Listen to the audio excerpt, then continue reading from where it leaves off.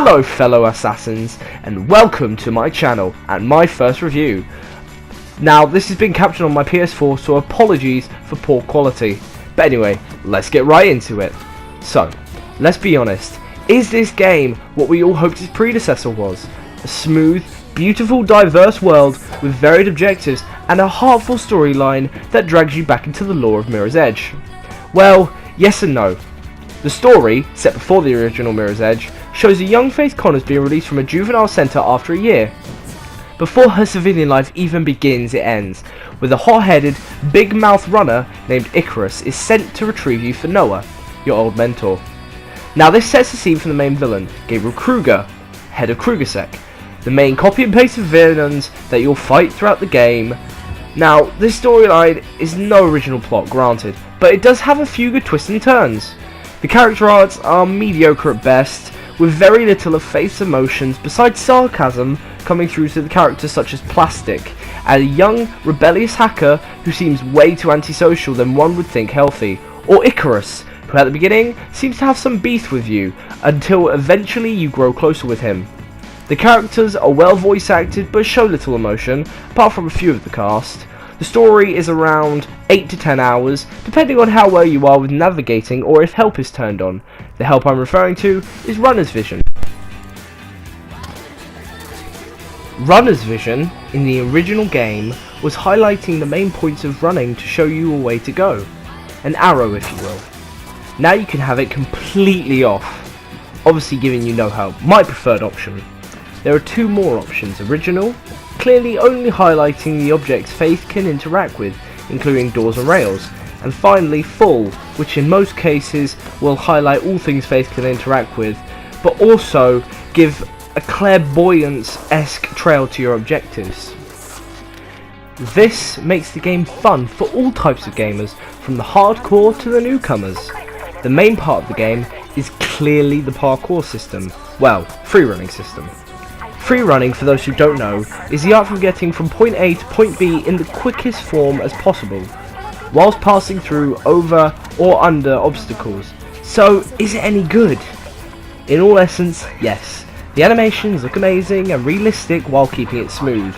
The developers over at DICE clearly took time to make sure it all ran smooth, as the game is focusing on keeping the flow of movement going.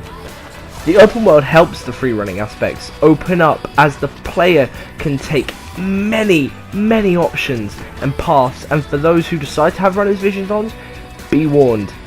It may be a way of getting to your objective, but it's not necessarily the fastest. One of the downfalls of the previous game was its combat system, which felt clunky and barely manageable, relying on counters whenever an officer was to swing a weapon at you. You then took their firearm and proceeded to use it against them. Here, DICE have changed that up and prevented you from using firearms, a decision I admire, as after all it is a free running game, not a Call of Duty / Titanfall ripoff.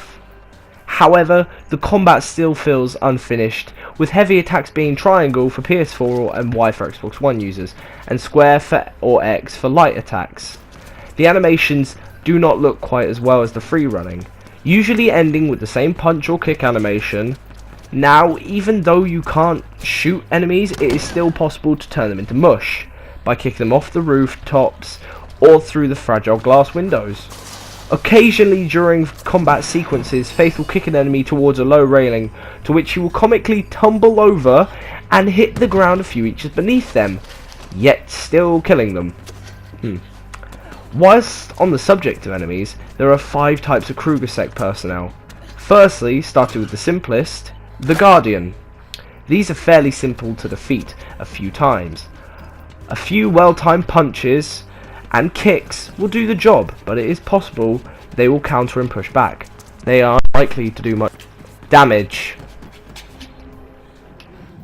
Next is the Protector, offering a slightly bigger challenge, as he is more likely to block and cause higher amounts of damage, but still easy enough to take down.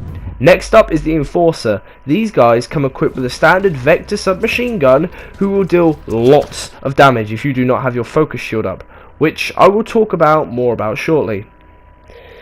Then is the Shock Protector. He's more likely to be fought towards the end of the game, and comes with a kinetic powered shock charge which fires electricity towards you from his wrist. He is able to block most of your attacks, and traversal attacks are better used against him. Finally is the Sentinel. This is the hardest enemy, one who knows combat techniques in and out. You will only come across these guys towards the end of the game. For all types of enemy though, traversal takedowns are best used. These attacks that are mixed with movement. For example, jumping off a small building and pressing square above an enemy will almost certainly render him unconscious due to your knee slamming into his jaw.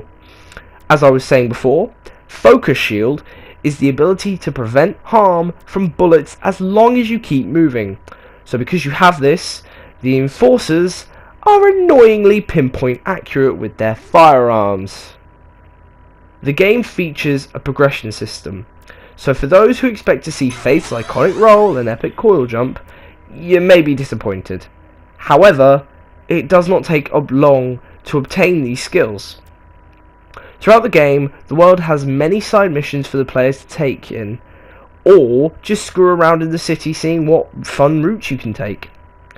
There is a small amount of multiplayer aspect to this installment of Mirror's Edge, in that you can create races across the map and challenge other players to race for the best time. Another aspect is to place down beat links. These are small markers placed around the world that anyone in the map can go to. This allows just so much diversity between players.